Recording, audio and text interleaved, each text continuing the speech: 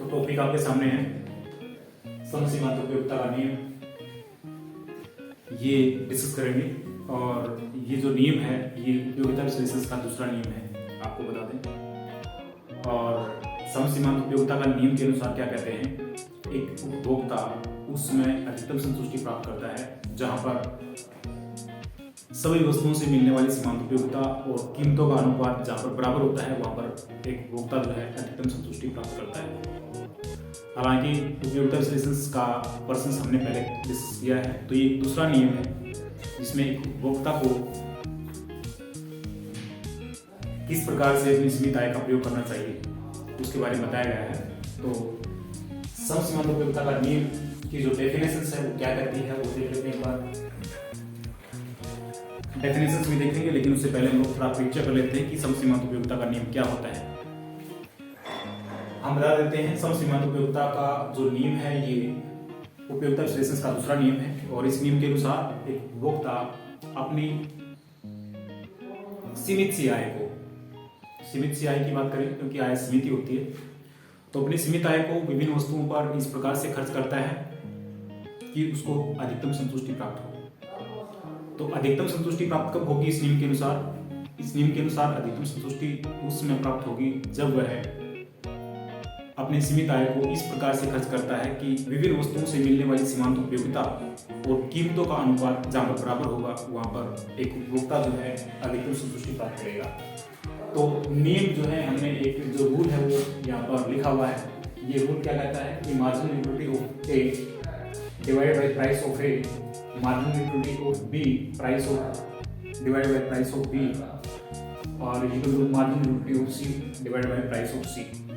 यानी ये जो नियम लिखा है हमने, ये क्या दिखा रहा है कि यहाँ पर वस्तु ए है, वस्तु बी है, वस्तु सी है। अगर एक व्यक्ति जो है अपनी सीमित आय को विभिन्न वस्तुओं पर खर्च करता है तो उसे इस प्रकार से खर्च करनी चाहिए कि ए वस्तु से मिलने वाली सीमांत उपयोगिता और ए वस्तु की कीमत का अनुपात इसके बराबर हो marginal utility of B divided by price of B is equal to किसके बराबर हो marginal utility of C divided by price of C. तो ये नियम है और इस नियम की व्याख्या जो की है सबसे पहले वो की है 19वीं शताब्दी में प्रोफेसर गोसेंस ने। इसीलिए इसको जो है ना गोसेंस का द्वितीय नियम यानी कि दूसरा नियम कहते हैं। तो इसके बारे में लैबविच ने भी बोला है और हिब्डन ने बोला है। अलग अलग शास्त्रियों ने अपनी अलग अलग बातें बोली हैं। बात का निचोड़ जो है वो परिभाषा के अंदर है। परिभाषा क्या कहती है? प्रोफेसर सैमुएल्सन के अनुसार एक उपभोक्ता जो है उस समय अधिकतम संतुष्टि प्राप्त करता है। कब करता है? एक उपभोक्ता उस समय अधिकतम संतुष्टि प्राप्त करता है जब सब वस्तुओं की सीमांत उपयोगिता, सब वस्तुओं की सीमांत उपयोगिता मतलब यहाँ पर है कि मार्जिनल यूटिलिटी ऑफ ए बराबर होगी मार्जिनल यूटिलिटी ऑफ बी बराबर होगी मार्जिनल यूटिलिटी ऑफ सी। यानी यहाँ पर बोल रहा है कि जब सब वस्तुओं की सीमांत उपयोगिता तथा कीमतों का अनुपात बराबर होगा। ये इस समसीमांत उपयोगिता के डेफिनेशन के अंदर निचोड़ है बात का कि जहाँ पर सब वस्तुओं की सीमांत उपयोगिता और कीमतों का अनुपात जहां पर बराबर होगा वहीं पर जो है एक उपभोक्ता अधिकतम संतुष्टि प्राप्त कर रहा होगा। तो ये नियम है और आज हम इसको डिस्कस करेंगे। इस नियम को डिस्कस करने से पहले हम लोग डिस्कस कर लेते हैं इसकी अजम्पशंस, जो इसकी मान्यताएं हैं वो क्या है। तो देखिए मान्यताओं में क्या है कि जो उपयोगिता है, किसकी बात कर रहे हैं? उपयोगिता की। और उपयोगिता के अंदर हमने जो यूटिलिटी एनालिसिस किया था उसके अंदर जो अजम्पशंस ली थी वही अजम्पशंस इसके अंदर जो है सेम टू सेम। तो उपयोगिता को यहाँ पर क्या है? गणनावाचक उपयोगिता है, यानी कि उपयोगिता को हम लोग गणनावाचक संख्याओं के अंदर माप सकते हैं। ये इसकी पहली अजम्पशन है। उसके बाद में जो उपभोक्ता है जिसके बारे में हम लोग ये विश्लेषण कर रहे हैं, एनालिसिस कर रहे हैं, तो जो उपभोक्ता है वो क्या है? विवेकशील है। मतलब किसी मेंटल की बात नहीं करेंगे, विवेकशील है, वो अपने अच्छे और बुरे का अच्छे तरीके से वो समझ सकता है। उसके बाद में क्या है कि जो हमारी इनकम है, कंज्यूमर की जो इनकम है या फिर आय है वो क्या मानी है? हमने यहाँ पर शीतल मानी है, यानी कि कंस्टेंट है, उसके अंदर कोई बढ़ोतरी नहीं, कोई बढ़ोतरी नहीं है, घटती नहीं बढ़ती नहीं है, वो बिल्कुल कंस्टेंट मानी है, शीतल मानी है। उसके बाद में जो मार्जिनल यूटिलिटी ऑफ मनी है, यानी मुद्रा की जो सीमांत उपयोगिता है वो क्या मानी है? शीतल मानी है। और इसके साथ में जो प्राइस ऑफ एक्स है वो भी शीतल है। तो तीन चीजें हमने यहाँ पर शीतल मानी है, आय को और मार्जिनल यूटिलिटी ऑफ मनी को और प्राइस ऑफ एक्स को, इनको माना है शीतल। ये शीतल रहती हैं। और घटती सीमांत उपयोगिता का नियम लागू होता है। घटती सीमांत उपयोगिता का नियम का मतलब आपको पता ही है कि जैसे जैसे हम लोग किसी वस्तु की अतिरिक्त इकाइयों का उपभोग करते जाते हैं तो उससे मिलने वाली जो सीमांत उपयोगिता होती है वो घटती जाती है। ये है यहाँ पर घटती सीमांत उपयोगिता का नियम। जैसा भी आप अपनी दैनिक दिनचर्या के अंदर किसी वस्तु का उपभोग करते हैं तो पहले यूनिट का जब उपभोग करते हैं तो उससे जो यूटिलिटी मिलती है, उपयोगिता मिलती है, वो ज्यादा मिलती है। जैसे ही आप लोग दूसरी यूनिट को कंज्यूम करते हो तो उससे जो उपयोगिता मिलती है वो पहले यूनिट के मुकाबले कम मिलती है। और इसी प्रकार से जब तीसरी यूनिट का प्रयोग करते हैं तो तीसरी यूनिट का प्रयोग करने पर जो उपयोगिता मिलती है वो दूसरी इकाई के मुकाबले कम होती है। कहने का मतलब क्या कि घटती सीमांत उपयोगिता है। जैसे जैसे आप लोग अतिरिक्त इकाइयों का उपभोग करते जाएंगे तो उससे मिलने वाली जो सीमांत उपयोगिता होती है वो घटती जाती है और वही नियम यहाँ पर लागू होता है। इसलिए हमने लिखा घटती सीमांत उपयोगिता का नियम यहाँ पर लागू होता है। उसके बाद में क्या है कि जो हम लोग कमोडिटी ले रहे हैं, जो कंज्यूम करने के लिए जो कमोडिटी लेंगे, वस्तु लेंगे, वो वस्तु जो है छोटी छोटी इकाई में विभाजित है, ऐसा हमने मान के चला है। तो ये इसकी एजम्पशंस है और इसके अकॉर्डिंग जो है हम आपको एक टेबल के माध्यम से बताना चाहेंगे कि किस प्रकार से एक उपभोक्ता जो है अधिकतम संतुष्टि प्राप्त करता है इस नियम के अकॉर्डिंग। तो अगर हम बात करें पूरे कंसेप्ट की तो कंसेप्ट में क्या है कि हम मान के चलते हैं कि उपभोक्ता के पास में इनकम जो है यानी कि जो आय है वो शिखर है, ठीक है। दैट मींस कि हम 5 रुपये मान के चलते हैं, उपभोक्ता के पास में 5 रुपये हैं और वस्तुओं की जो कीमतें हैं यानी कि प्राइस है वो भी शिखर है, ठीक है। यानी 1 रुपया मान के चलते हैं और मार्जिनल यूटिलिटी ऑफ मनी जो है वो भी शिखर है। तो इसी एजम्पशंस के अकॉर्डिंग ही हम लोग टेबल बना रहे हैं। देखिए टेबल के अंदर कैसे, तो ले लेते हैं यहाँ पर खर्च किया जाने वाला पैसा या फिर रुपये, ठीक है। और एक ले लेते हैं यहाँ पर मार्जिनल यूटिलिटी ऑफ ए और यहाँ पर ले लेते हैं मार्जिनल यूटिलिटी ऑफ बी, यानी कि खर्च किया जाने वाला कितना रुपया है और मार्जिनल यूटिलिटी कितनी मिल रही है और मार्जिनल यूटिलिटी ऑफ ए कितनी है, मार्जिनल यूटिलिटी ऑफ बी कितनी है। तो यहाँ पर देखिए जब हम लोग 1 रुपया खर्च करते हैं तो क्या होगा, 2 करते हैं क्या होगा, 3 करते हैं क्या होगा, 4 और 5, टोटल पैसा अपने पास में मान लेते हैं 5 रुपया है, ठीक है। जो एक्सपेंस करना है हमें, खर्च करना है, वो अपने पास में टोटल है कितना, 5 है। अगर हम लोग बात करें मार्जिनल यूटिलिटी ऑफ ए की, यानी एक वस्तु की बात करें तो एक वस्तु के ऊपर अगर हम लोग खर्च करते हैं पहला रुपया तो 12 यूटिलिटी मिलती है, दूसरा करते हैं तो इसके ऊपर अपने को 10 मिलता है, तीसरा करते हैं तो इसके ऊपर अपने को 8 मिलती है, चौथा रुपया खर्च करते हैं तो इसके ऊपर अपने को 6 यूटिलिटी मिलती है, यूटिलिटी यानी कि उपयोगिता यूटिलिटी के अंदर जो मापा हमने इसके अंदर, और 5वीं यूनिट करते हैं तो इसके ऊपर अपने को 4 मिलती है। ये तो है मार्जिनल यूटिलिटी ऑफ ए और ये यूटिलिटी जो है घटती जा रही है, पहले 12 मिलती है, फिर 10 मिलती है, फिर 8 मिलती है, फिर 6 मिलती है, फिर 4 मिलती है। इसका मतलब क्या है कि जो घटती सीमांत उपयोगिता का नियम हमने माना है वो यहाँ पर क्या हो रहा है, फॉलो हो रहा है, ठीक है। इसी प्रकार से जो मार्जिनल यूटिलिटी ऑफ बी है ये भी क्या होती है, अगर पहले यूनिट के ऊपर हम खर्च करते हैं तो अपने को जो यूटिलिटी मिलती है वो 10 मिलती है। इसी प्रकार से जब दूसरी यूनिट करते हैं इसका उपभोग तो यहाँ पर 8 मिलती है, तीसरी भी अगर कंज्यूम करते हैं तो इसके ऊपर अपने को 6 मिलती है, चौथी करते हैं तो इसके ऊपर अपने को 4 मिलती है और 5वीं यूनिट का प्रयोग करते हैं तो यहाँ पर अपने को 2 मिलती है।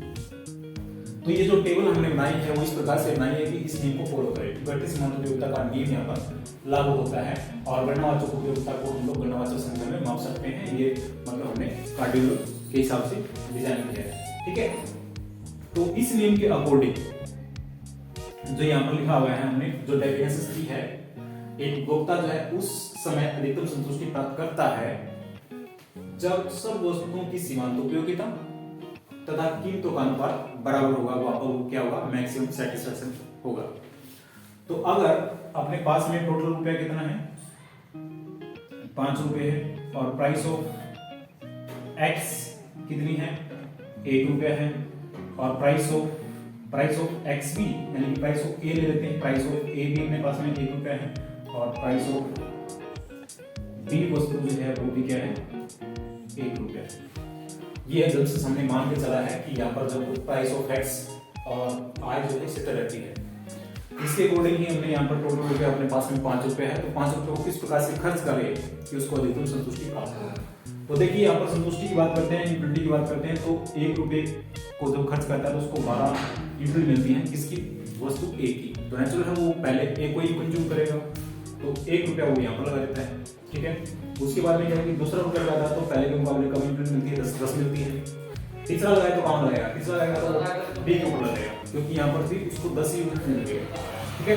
चौथा रुपये लगाएगा तो कहाँ पर लगाएगा, वो इसके ऊपर लगाएगा, मार्जिनल ऑफ ए 8 मिल रही है, और पांचवा लगाएगा तो वो यहाँ पर लगाएगा। यानी अकॉर्डिंग टू रूल जो है वो यहाँ पर जो है होना चाहिए। यानी कि 3 वस्तुओं का वो करेगा वो ए की और 2 का करेगा वो बी की, तब वो है मैक्सिमम सेटिस्फैक्शन प्राप्त करेगा। कैसे आप देख सकते हैं, अगर मार्जिनल ऑफ ए की बात करें तो ए के ऊपर कितना मिलता है उसको, पहले पे 12 मिलता है, दूसरे पे 10 मिलता है, तीसरे पे 8 मिलता है, टोटल कितना हो गया 30 यूटिल जो है वो प्राप्त कर लेता है according to law. According to name जो है वो 30 यूनिट ले लेता है कंज्यूम इसकी ए की। और इसी प्रकार से बी की बात करते हैं, मार्जिनल ऑफ बी जब लेता है तो 10 ये लेता है पहले यूनिट के ऊपर, प्लस में 8 जो इसकी लेता है, टोटल होगा 18। यानी टोटल बात करते हैं marginal of A plus marginal of B कितना हो जाता है यहाँ पर 30 प्लस 18, यानी कि 48 यूटिल जो है वो प्राप्त कर लेता है अगर वो अकॉर्डिंग टू लॉ चलता है। तो अगर वो इससे हटके चलता है यानी इस नियम का फॉलो नहीं करता है तो क्या पॉसिबिलिटी हो सकती है, पॉसिबिलिटी देख लीजिए आप लोग। ये हो सकता है कि 5 का 5 रुपया जो है सारा का सारा ए की कमोडिटी के ऊपर खर्च कर देता है, जैसे कि ए है अपने पास में, सारा का सारा पैसा इसके ऊपर भी खर्च कर सकता है। 1 2 3 4 5 नियम ये कहता है कि जैसे जैसे हम लोग अतिरिक्त इकाई का प्रयोग करते जाएंगे तो उससे मिलने वाली जो सीमांत उपयोगिता हो क्या होगी, घटती जाएगी। तो यहाँ पर आपको टोटल मिल सकता है यहाँ पर इतना, यानी कि 12 प्लस 10 22 8 30 36 और 40। तो यहाँ से अगर पूरे के पूरे 5 रुपए जो है यहीं पर लगा देता है तो 40 यूनिट ले सकता है, यानी कि 40 यूनिट ले सकता है अगर सारा इसके ऊपर लगाता है तो। या फिर दूसरी पॉसिबिलिटी ये भी हो सकती है कि वो सारा पैसा बी के ऊपर खर्च कर दे। तो बी के ऊपर खर्च करेगा तो क्या करेगा, 1 रुपया इसके ऊपर खर्च करेगा तो 10 यूनिट मिलती है, 2 के ऊपर 8 मिलती है, 3 के ऊपर 6 मिलती है, 4 के ऊपर जो है 4 यूनिट मिलती है, 5 के ऊपर 2 मिलती है। तो यहाँ पर क्या पॉसिबिलिटी आई, यहाँ पर निकल के आ रहा अपना 18 20 और 30, यहाँ से सिर्फ और सिर्फ 30 निकल के आ रहा है। 30 यूटिल मिलेगी इसको कमोडिटी बी का उपभोग करने पर, और 40 मिलती है उसको कमोडिटी ए का उपभोग करने पर। लेकिन यहाँ पर हम लोग नियम का फॉलो करते हैं तो उसको 40 की बजाय 48 मिलती है, यानी कि इससे ज्यादा है, तो उसको जो है नियम का फॉलो करना चाहिए। अगर वो नियम का फॉलो नहीं करता, पार्टिकुलर एक वस्तु का उपभोग करता है तो उसको मैक्सिमम कितना मिल सकता है, 40 यूनिट मिल सकता है, यूनिट मिल सकता है। या फिर बी का उपभोग करता है तो बी के ऊपर उसको मैक्सिमम कितना मिल सकता है, 30 मिल सकता है। या फिर वो नियम का फॉलो करता है, नियम क्या कहता है, जहां पर सभी वस्तुओं की सब वस्तुओं की सीमांत उपयोगिता और कीमतों का अनुपात बराबर होगा, वहां पर वो मैक्सिमम सेटिस्फैक्शन पर होगा। तो हमने क्या किया है, 3 रुपया खर्च इसके ऊपर किया है और 2 रुपए खर्च इसको यहाँ पर किया है। तो इस प्रकार अगर वो खर्च करता है तो वो अधिकतम संतुष्टि पर होता है। यही बात बताई गई है सम सीमांत उपयोगिता के नियम के तहत कि अगर वो इस नियम का फॉलो करता है तो वो मैक्सिमम सेटिस्फैक्शन प्राप्त करेगा। ये तो था सिंपल सा एक नियम जो हमने डिस्कस किया अकॉर्डिंग टू टेबल।